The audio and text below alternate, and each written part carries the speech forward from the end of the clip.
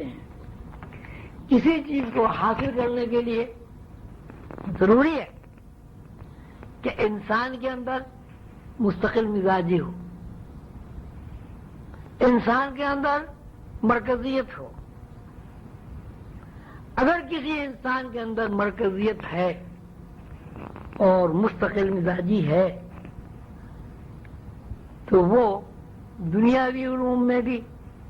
اور روحانی علوم میں بھی جو کچھ سیکھنا چاہے سیکھ سکتا ہے۔ لیکن اگر اس کے اندر مستقل مزاجی نہیں ہے، اس کے اندر یقین نہیں ہے، اس کے اندر ٹھہراؤ نہیں ہے، وہ ابھی ایک بات کچھ کہتا ہے، ایک منٹ کے بعد کچھ کہہ دیتا ہے، ابھی کہتا ہے مجھے یہ کام کرنا ہے، ایک مہینے کے بعد ارادہ تبدیل کر دیتا ہے، ایک مہینے تک کام کرتا ہے، نتائج سامنے آنے والے ہوتے ہیں، وہ اپنا ارادہ تبدیل کر دیتا ہے۔ نتیجے میں یہ ہے کہ وہ کامیابی کے نتائج سے بے بہرا رہ جاتا ہے اور کامیابی کا جو توازن ہے، تناسب ہے، وہ کم سے کم ہو جاتا ہے۔ تو روحانی علوم ہو یا دنیاوی علوم ہو، ان کے لیے ضروری ہے کہ آدمی مستقل مزاج ہو، اس کے اندر ایک جگہ ٹھہرے رہنے کا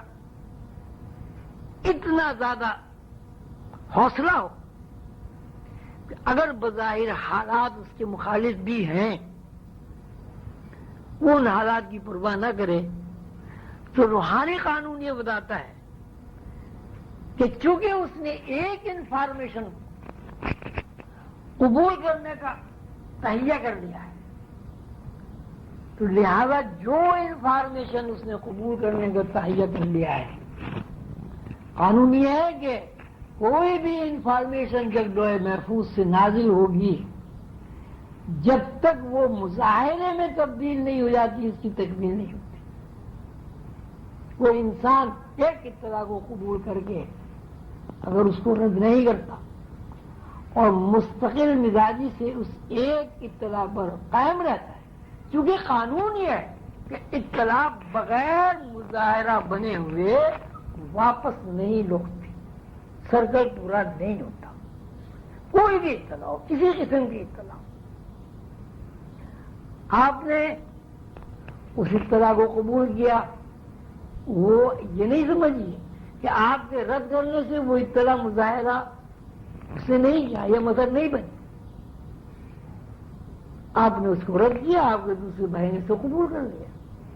دوسرے بھائی نے رد کیا، تیسرے نے قبول کر لیا، تیسرے نے رد کیا، چوتھے نے قبول، یعنی اطلاع بغیر مظاہرے کے مکمل نہیں۔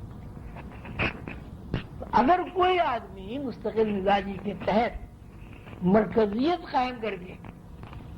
ایک اطلاع اپنی صلاحیتیں استعمال کرے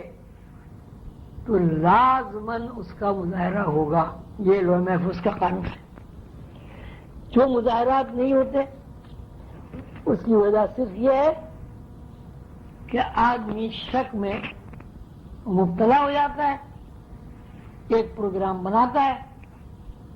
اور خود ہی اسی پروگرام کو رد کر دیتا ہے، پھر کوئی پروگرام بناتا ہے، پھر اس کو رد کر دیتا ہے، اور نتیجہ اس کا یہ نکلتا ہے کہ جو اطلاع اس نے قبول کی تھی اس کا مظاہرہ کسی دوسرے آدمی کے اوپر ہو جاتا ہے